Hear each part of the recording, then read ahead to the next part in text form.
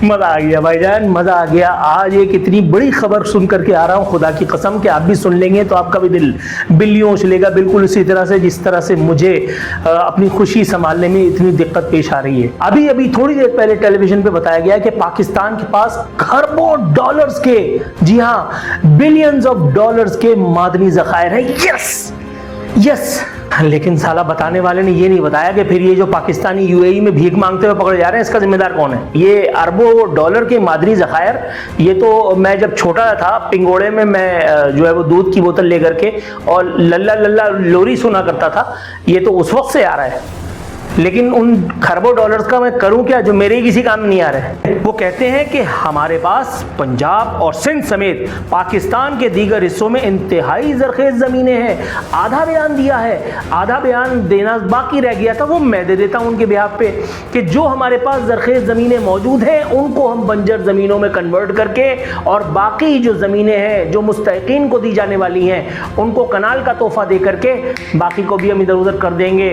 और ये है मादनी ज़खायर के बतन से निकलने वाली खुशखबरी जो मैं आपको देने के लिए आया हूं। और वहीं उसी फोरम पर एक और ऐसी इत्तला दी गई है कि जिसे सुन करके आप कहेंगे कि कहा गया है कि हमारे पास इंतहाई बहादुर लोग मौजूद हैं जो चैलेंज को कबूल करने के लिए तैयार रहते हैं और मिट्टी को सोना बनाने की सलाहियत रखते हैं। जाहिर है हमारे पास इससे ज़्यादा टैलेंट क्या होगा कि हमने चने वाले, छाबड़ी वाले, पापड़ वाले सबके अकाउंट्स में करोड़ों नहीं अरबों रुपए ट्रांजैक्शन करवा दी।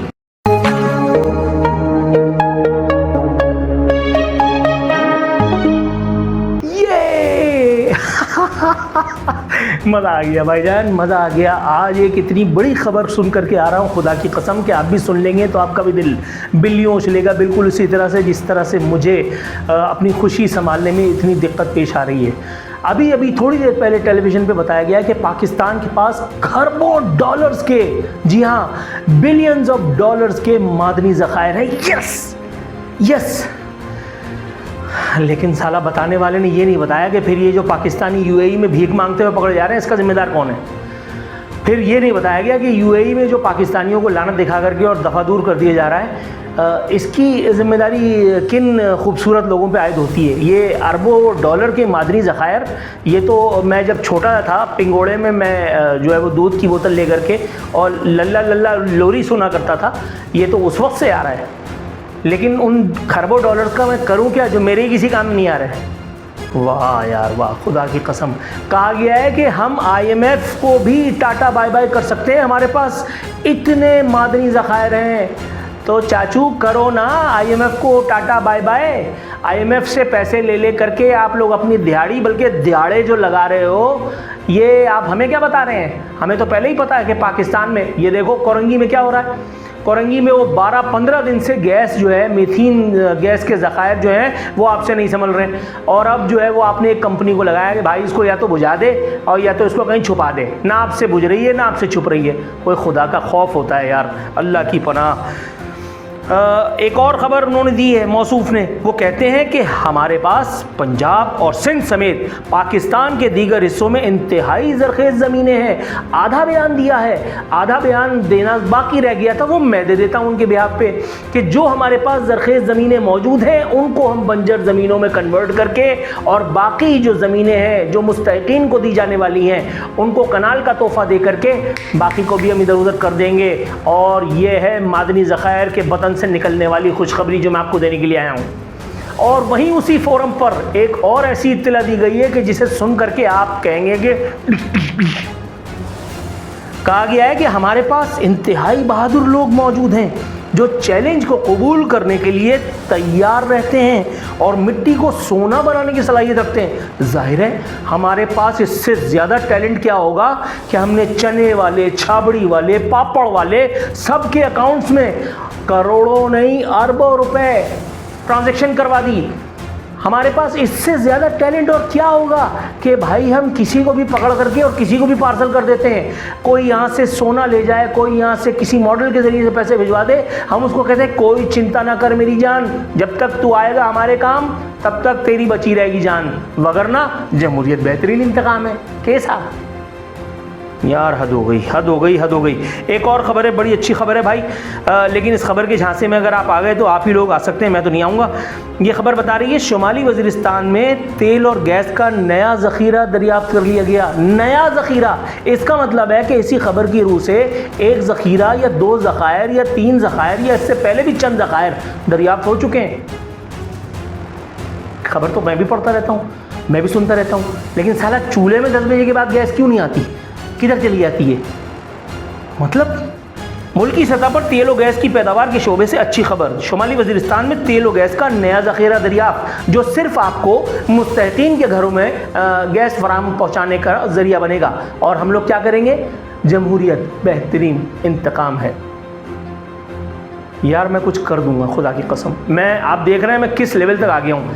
पहले मैं खड़े होकर बैठ करके बात करता था, अब मैं खड़ा हो गया हूँ। ऐसा ना हो कि मैं भागना दौड़ना शुरू कर दूँ, और अगर ऐसा हुआ तो ये तमाम तर जिम्मेदारी जमहूरियत वालों पर, जमहूर वालों पर आयद होगी, क्योंकि मैं इससे ज़्यादा सब्र नहीं कर सकता।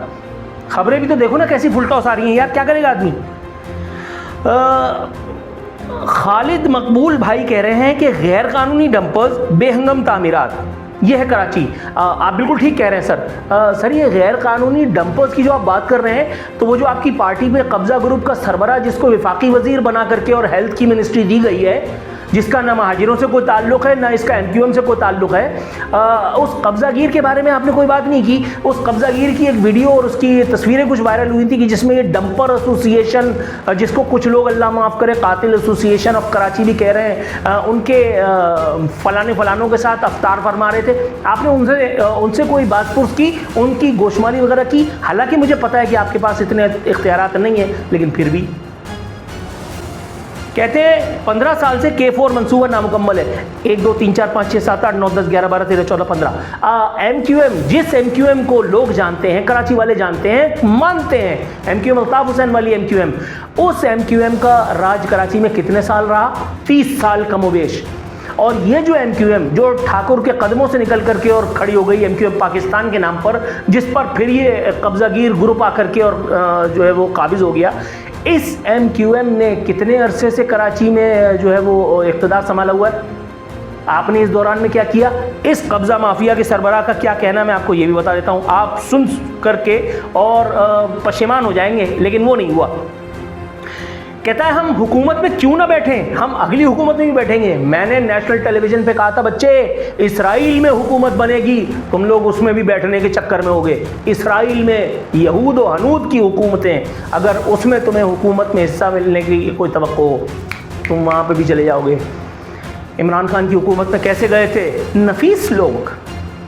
एक इशारा हुआ और नफीस लोग जो है वो इधर से चप्पल उठा करके दौड़ गए, और उसके बाद क्या हुआ? ठन ठन गोपाल। फिर एक इशारा हुआ और ये जो हुकूमत है इसमें भी आपने मिनिस्ट्रियां संभाल ली। सोराब गोड तक से तो आपको सीट दिलाई जा रही थी। मतलब कोई खुदा का खौफ करो, कोई खुदा का खौफ करो, कोई शर्म होती है, कोई हया होती है।